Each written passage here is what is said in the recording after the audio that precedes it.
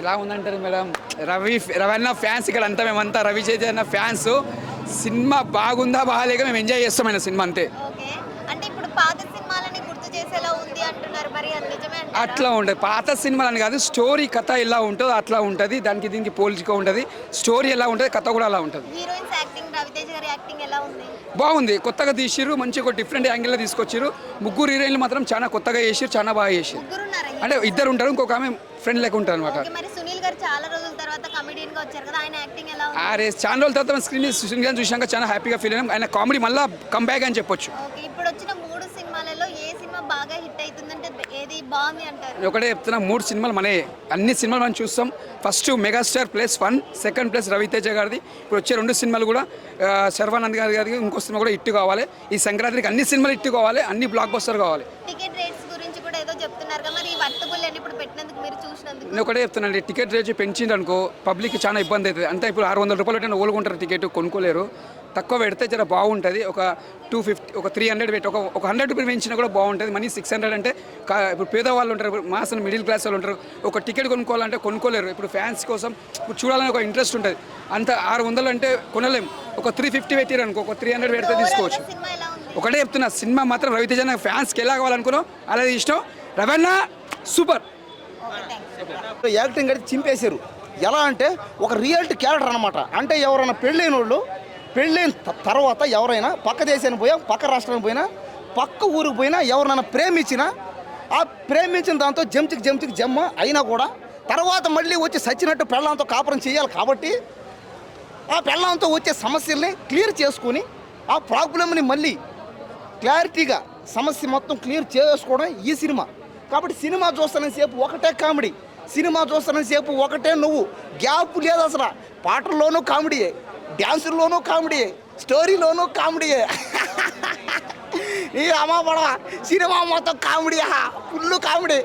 ఇంకోటి ఏంటంటే ముఖ్యంగా చెప్తాను ఏమంటే క్లారిటీ, ఇది రవితేజ ఫ్యాన్స్ అందరూ ఒక్కటైపోయారు.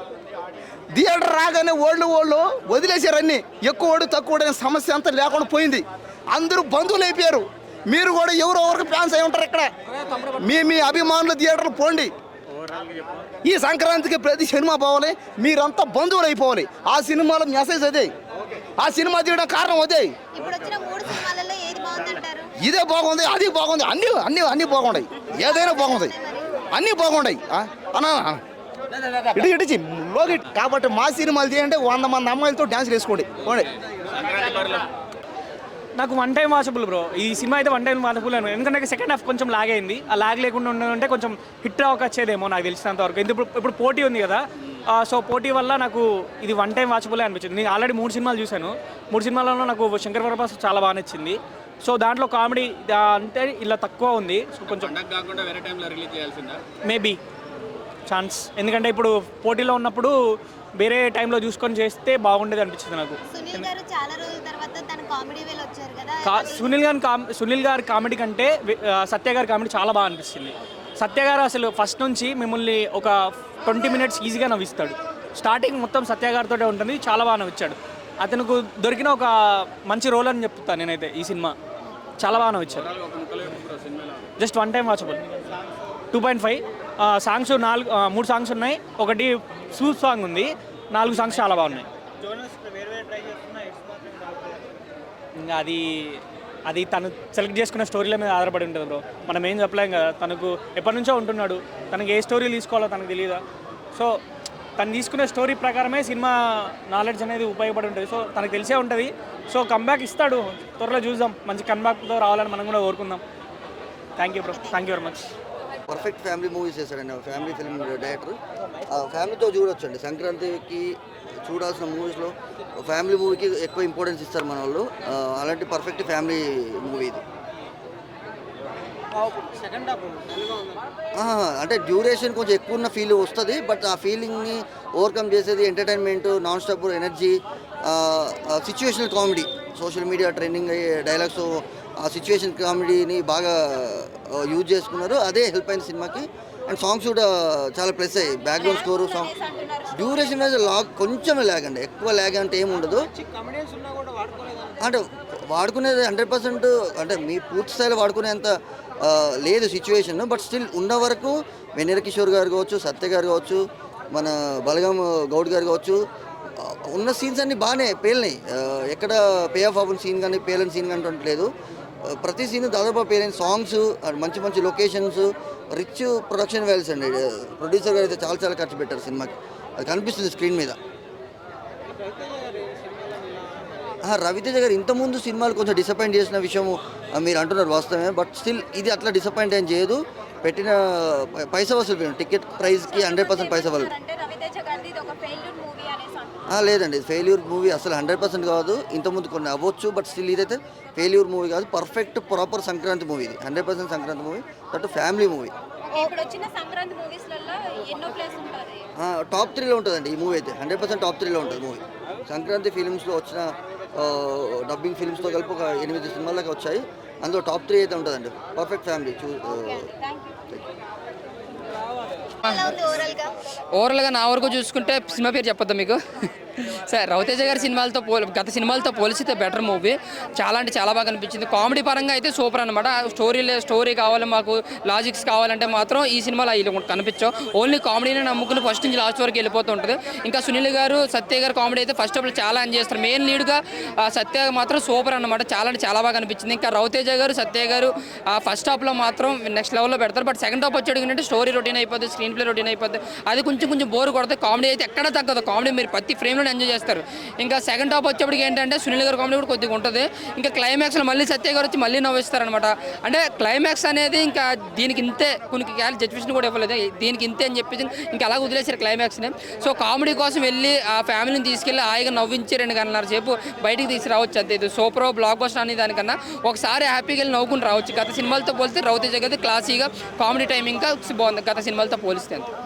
ఇప్పటివరకు సాంగ్స్ అయితే చూసాం కదా, ఏది బాగుంది అన్నిట్లో సాంగ్స్? సాంగ్స్ విధంగా అయితే సెకండ్ టాప్లో ఒక డీజే రిమిక్స్ అన్నది కార్తీక దీపం అది రిమిక్స్ చేశారు. అదైతే మాత్రం సూపర్. కొన్ని మీమ్స్ కూడా రిమిక్స్ చేశారు. అదైతే నాకు సూపర్ అనిపించింది. ఇంకా సాంగ్స్ కోసం మాట్లాడితే రామ అన్న సాంగ్ అయితే మాత్రం బాగుంది సినిమాలో. అది డ్యాన్స్ పరంగా, కొరియోగ్రాఫింగ్గా అదైతే బాగా అనిపించింది. డైరెక్షన్ పరంగా అంటే స్టోరీ రొటీన్గా రాసుకున్న, స్క్రీన్ ప్లే అయితే కొంచెం మాయ చేయాలనుకున్నా. ఫస్ట్ హాఫ్లో వర్కౌట్ అయింది. సెకండ్ హాఫ్లో కొంచెం రొటీన్ వేలో వెళ్ళిపోవడం వల్ల అది కొంచెం బోర్ ఫీల్ అయ్యే అవకాశం ఉంది. బట్ కొంతమందికి నచ్చొచ్చు, కొంతమందికి నచ్చకపోవచ్చు. బట్ కామెడీ పరంగా అయితే అందరూ ఎంజాయ్ చేసే సినిమా ఇది. హీరోయిన్స్ యాక్టింగ్ అయితే గ్లామరస్గా వాళ్ళిద్దరూ కూడా బాగా నటించారండి. బట్ బీమ్స్ కోసం చెప్పలేదు. బీమ్స్ మాత్రం ఆ బీజిఎం విషయంలో మాత్రం సినిమాని వేరే లెవెల్లో పెట్టారు. ఫస్ట్ నుంచి లాస్ట్ వరకు ఆయన కొత్తగా బీజిఎం ట్రై చేశాడు. అది కూడా వర్కౌట్ అయింది. సాంగ్స్ కూడా బాగా అనిపించింది. ఇంకా డీజే ఏదైతే ట్రాక్ ఉందో అదైతే సూపర్ ఎంజాయ్ చేస్తారు. ఎంజాయ్ చేయొచ్చు. గోలగా ఉంటుంది సినిమా. మీరు ఇట్టు ఫ్లఫ్ స్టోరీలు కదా, లాజిక్స్ కట్ట ఎతకపోతే బాగా ఎంజాయ్ చేస్తారు సినిమాని. అవి హైలైట్ చేయలేము. చాలా క్లాసిక్ లెవెల్లో చాలా న్యాచురల్గానే వెళ్ళిపోయింది. మళ్ళీ రవితేజ అంత స్టైల్లో కూడా లేదు. మాస్ మహారాజా ట్యాగ్ కూడా తీసేశారు. జస్ట్ రవితేజ అని వేశారు అంతే. సో అదే వేలో క్లాసిక్గానే వెళ్ళిపోయింది. సో ఓవరాల్గా అయితే ఫ్యామిలీస్ అందరూ వచ్చి చూసే cinema. Thank you. Time pass. ఒకవైపు వైఫ్, ఇంకో వైపు నైఫ్. అబ్బాయిలు పెళ్ళైన తర్వాత కూడా ఏమంటారు, ఇంట్లో పూరి ఉండి కూడా చపాతీ కోసం పోతా అంటారు కదా, ఆ టైపు మధ్యలో దొరికితే ఎట్లా ఉంటుంది అనేది, మధ్యలో అబ్బాయి ఎట్లా నలిగిపోతాడు అనేది సినిమా. ఫ్లాప్ అయితే కాలేదు. వాంబో అయ్యే సాంగ్ బాగున్నది. మిగతా మామూలుగానే ఉన్నాయి. సంక్రాంతికి 3 సినిమాలు వచ్చినాయి. టైంపాస్ కోసం అయితే రవితేజ సినిమా చూడాలి. పెళ్ళంగోల సినిమా చూడాలంటే చిరంజీవిది. అందాల దేవతల్ని రంభ, ఊర్వశి, మేనక, తిలోత్తమని చూడాలంటే, అందాల దేవతలను చూడాలంటే రాజసాబ్ చూడాలి. మీకు నచ్చిన సినిమా బోండిగా. అన్ని కామెడీ ఉన్నాయి, చాలా బ్రహ్మాండంగా ఉన్నాయి. నేను రవితేజ ఫ్యాన్ అన్న, ప్రతి సినిమా ఫ్యాన్, నేను రవితేజ ఫ్యాన్. కానీ నేను ఈరోజు డిసప్పాయింట్ అయినా భయ్యా, మెయిన్గా డిసప్పాయింట్. ఎందుకంటే మనం చాలా సినిమాలు చూస్తామన్న, అంటే ఏదో అనుకుంటాం కదా, కానీ డైరెక్టర్ గారికి దండం పెడతా, మాస్ మహారాజాని ఇలా చూపించకు. మా మాస్ మహారాజాని ఒక లెవెల్లో చూడాలనుకున్నా అన్న.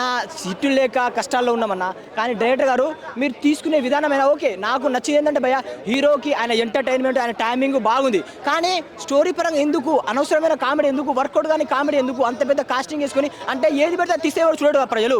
సంక్రాంతి సినిమా ఎంత ఎంటర్టైన్మెంట్ కావాలా, ఫన్ ఉంది భయ్య. నేను ఒకటే భయ్య, మన మాస్ మహారాజా రవితేజ కోసం సినిమాకి పోయినా అన్న టైమింగ్, అన్న డాన్సింగ్ అన్నీ వర్కౌట్ అయినాయి భయ్య. కానీ హీరో ఒకటే సెట్ కాదు కానీ సినిమాలో స్టోరీ కూడా ఉండాలి, దమ్ము కూడా ఉండాలి. నేనైతే మస్తు డిసప్పాయింట్ అయినా. మెయిన్గా మాత్రం మాస్ మహారాజా కోసం వచ్చేటోళ్ళు రండి, ఎంటర్టైన్మెంట్ అవుతారు. కానీ డైరెక్టర్ నమ్మి మాత్రం రాదన్న. డైరెక్టర్ గారు మీకు దండం సార్.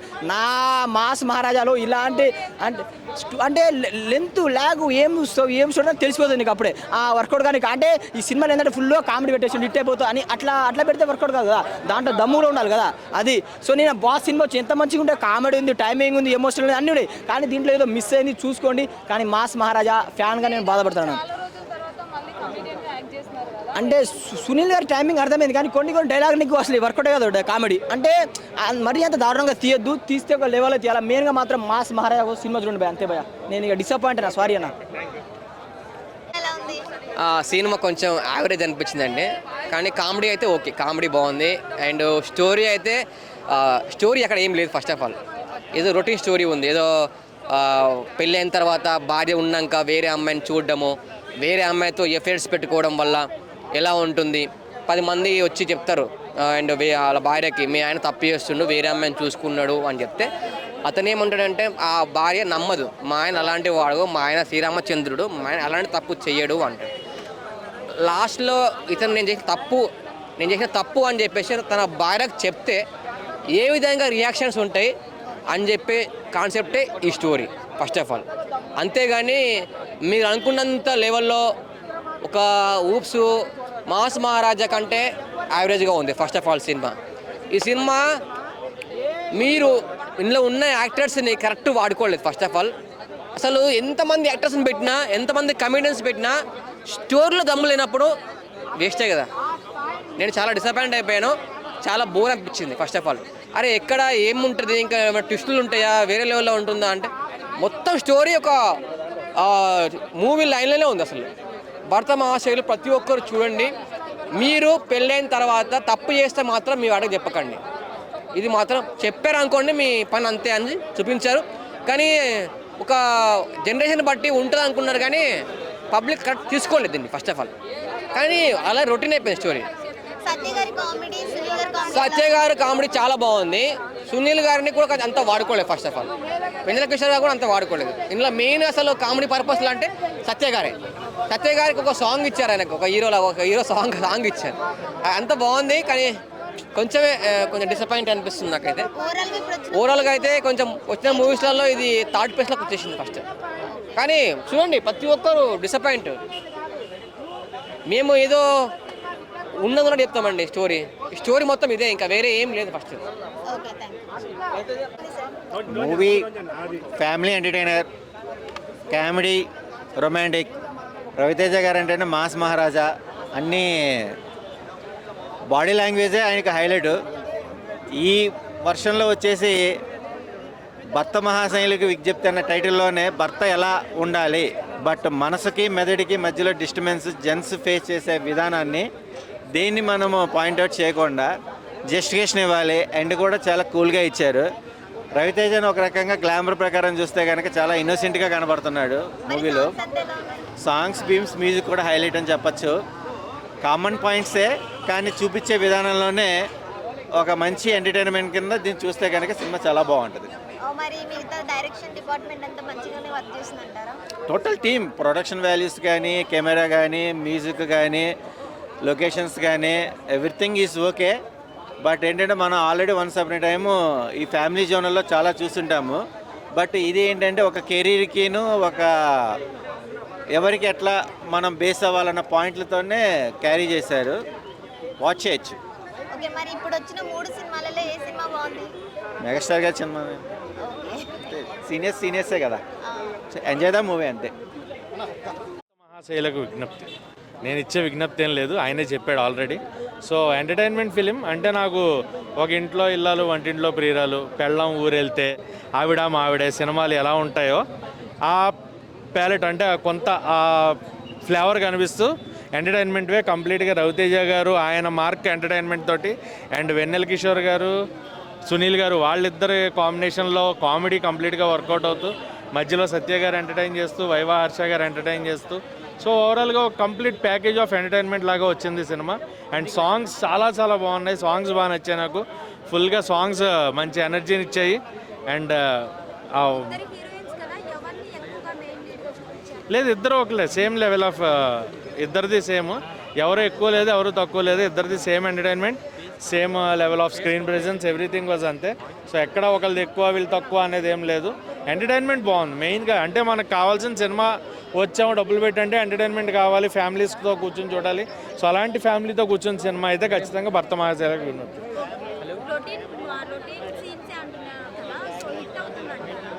చెప్పాను ఇప్పుడు కొత్త కథలు, మీకు కొత్త కథలు రావు. అది ఎప్పటికే అప్పుడు నేను చెప్తున్నాను, కొత్త కథలు రావు. ఉన్న కథని ఎంత కొత్తగా ప్రజెంట్ చేశారన్నదే ఇంపార్టెంట్.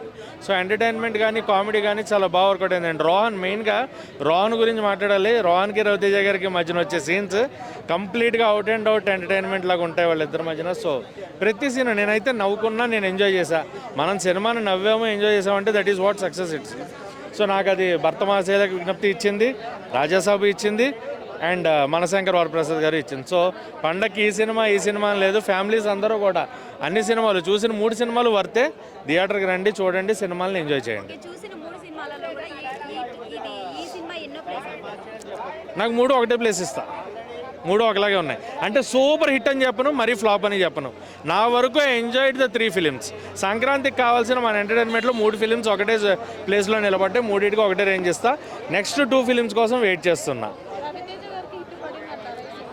నా వరకు అయితే హిట్టేనండి రవితేజ గారికి. ఎందుకంటే ఆయన ఎంటర్టైన్మెంట్, ఆయన వే ఆఫ్ ఎంటర్టైన్మెంట్ ఏదైతే ఉంటుందో అది మొన్నటిదాకా మాస్ ఫిలిమ్స్, ఆ మాస్ కోసం అని చెప్పి అవి చేసినవి కొంత మిస్ అయ్యాము. ఆ ఎంటర్టైన్మెంట్ ఈజ్ బ్యాక్. ఎందుకంటే వింటేజ్ ప్రభాస్ గారు ఈజ్ బ్యాక్ అన్నాను, వింటేజ్ మెగాస్టార్ ఈజ్ బ్యాక్ అన్నాను, అండ్ వింటేజ్ రవితేజ గారు ఈజ్ ఆల్సో బ్యాక్. ముగ్గురు కూడా వింటేజ్ స్టైల్ తీసుకొచ్చారు మనకి. వాళ్ళని వాళ్ళు మళ్ళీ ఆ పాత స్టైల్లో కొత్తగా చూపించుకున్నారు. సో అది బాగా నచ్చింది. సాంగ్స్ చాలా బాగున్నాయి. ఉన్న పాటలన్నీ కూడా. అండ్ సీరియల్స్ మీద ఒక సాంగ్ చేశారు, అది థియేటర్లో మామూలుగా వైబ్ అవ్వట్లేదు నిజంగానే. పిన్ని సాంగ్ ఒకటి అండ్ ఇంకొక సాంగ్ ఒకటి పెట్టారు. సో అది 2 కూడా నేను థియేటర్లో, కార్తీక దీపం, ఆ 2 పాటలు. ఎందుకంటే మనకి కార్తీక దీపం ఈజ్ అన్ ఎమోషన్ అంటాం. ఆ ఎమోషన్ని చాలా పర్టికులర్గా రవితేజ గారు ప్రీవియస్ సినిమాల్లో పట్టుకున్నారు. ఎందుకంటే మన అనిల్ రావుపూడి గారితో చేసిన సినిమాలో దాంట్లో కూడా అలాంటి ఒక సాంగ్ ఉంటుంది. సో అది ఏదైతే ఉందో అది పల్స్ బాగా తెలిసిన వాళ్ళకి తెలుస్తుంది. సో అది బాగా పట్టుకున్నారు, దట్ ఈస్ వాట్. సో నాకు సినిమా అయితే బాగా నచ్చింది, నేను ఎంటర్టైన్ అయ్యా.